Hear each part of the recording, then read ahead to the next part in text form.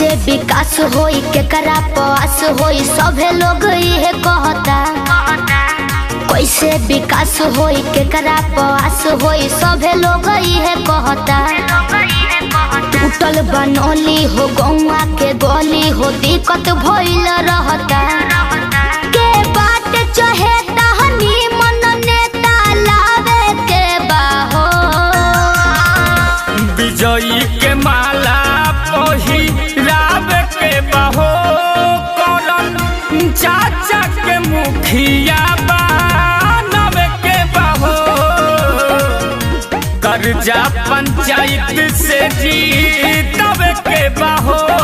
फूल छाप बटन दाबे के बाहो।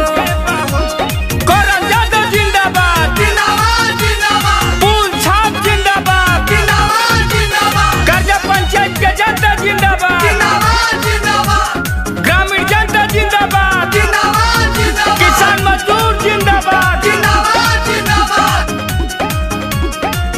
पूरा गौवा में नहीं के हालानो बा सब कहत टोला मुहालानो बा। कर्जा पंचायत के बा इनके प्रयास हो। फ्री में पास होई इंदिरा आवास हो। पूरा गौवा में नहीं के हालानो बा सब कहत टोला मुहालानो बा। बीत गइल 20 चुनाव 21 में लावे के बाहो। विजयी के माला पहिरावे के बाहो। करन यादव के मुखिया बनावे के बाहो। कर्जा पंचायत से जीतवे के बाहो। फूल छाप बटन दाबे के बाहो। करन यादव जिंदाबाद जिंदाबाद जिंदाबाद। फूल छाप जिंदाबाद जिंदाबाद जिंदाबाद। कर्जा पंचायत के जनता जिंदाबाद जिंदाबाद जिंदाबाद। अपन पंचायत के जनता के राय बाटे हो सभे कहत इहे उपाय बाटे हो। बन जाई है मुखिया जब दुख होई दूर हो।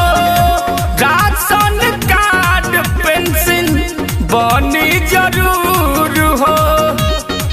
अपन पंचायत के जनता के राय बाटे हो सभे कहत इहे उपाय बाटे हो। के बात चाहे तहनी मन नेता लावे के बाहो। विजयी के माला पहिरावे के बाहो।